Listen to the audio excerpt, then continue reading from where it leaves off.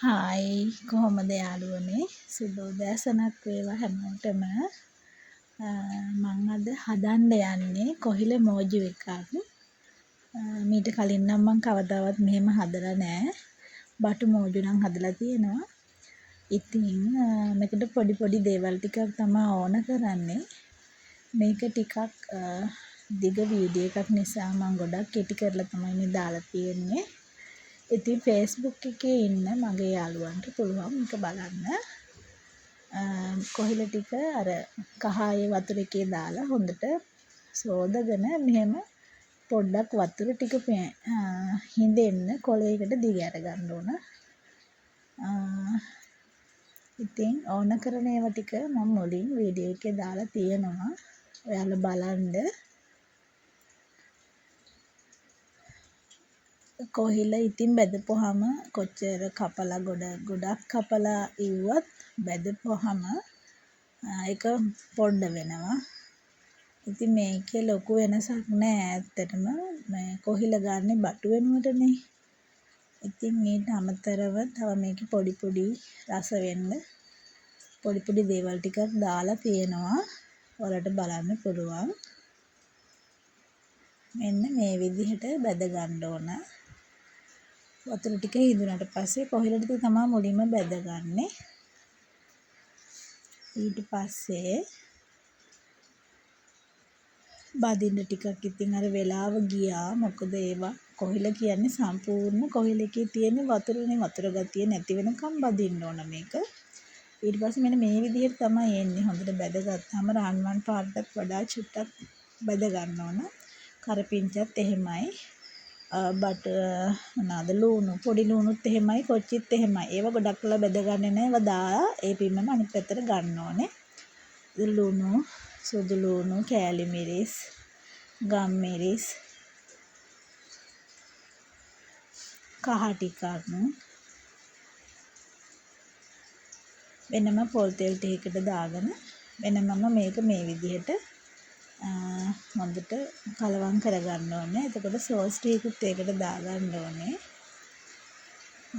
තව මේක සෝසුත් හොඳට මේකේ කලවම් කරගෙන සීනිත් දාගන්නවා මේකට. එතකොට තමයි මේකේ රස එන්නේ. මෙහෙට හොඳටම වහිනවා රෙකෝඩින් එක මම මේ දුන්නට වැස්සේ සද්ද ඇහෙනවා ඇති ඔයාලට. හොඳටම වහිනවා. මේ දවස්වල මුළු දිවයිනටම වහිනවා කියලා කියවලා තියෙනවා. ඉතින් හැමෝම පරිස්සමින් ඉන්න කියලා කියනවා.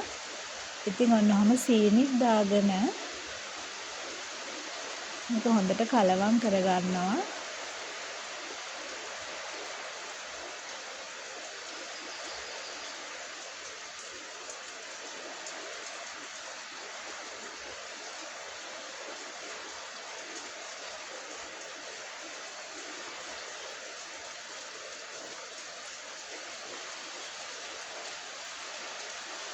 ගින්දර ටිකක් මේ වෙලාවේ අඩු කරගන්න ඕන.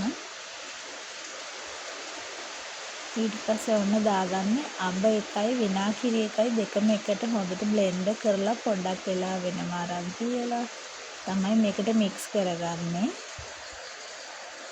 හොඳට කලවම් කරගෙන මේකට තව අපි සියඹලා දිය කරගත්තු සියඹලා ටිකකුත් දානවා.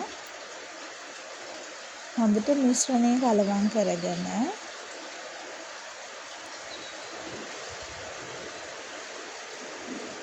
හොඳට කලවම් කරගන්න. ඊට පස්සේ තමයි මේකට බැදගත්තු කරපිංචා, කොච්චි, ලුණු, කොහිල ටික කලවම් කරන්නේ. මේ විදිහට මිශ්‍රණය හොඳ පාටට ආපුවහම මේ විදිහට දාගන්න. කරපිංචා ටික, කොච්චි ටික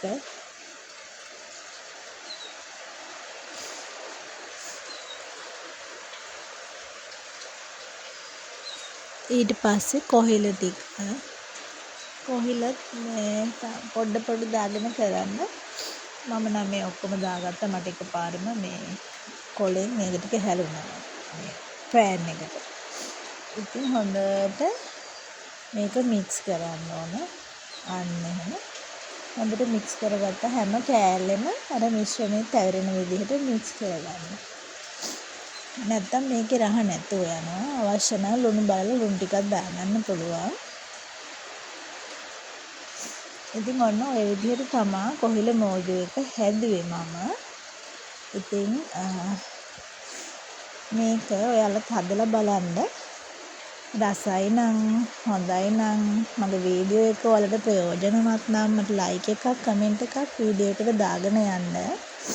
ඒ වගේම මගේ පේජ් එක ෆලෝ කරලා තියාගන්න. ඉතින් ඔයාලට ගොඩාක් ස්තුතියි මගේ වීඩියෝ එක බලනවට. ඉතින් නැවතත් වීඩියෝ එකක් අරන් එනකන් ගිහින් එන්නම්. පරිස්සමෙන් ඉන්න. හැමෝටම සුබ දවසක් කියලා ප්‍රාර්ථනා කරනවා.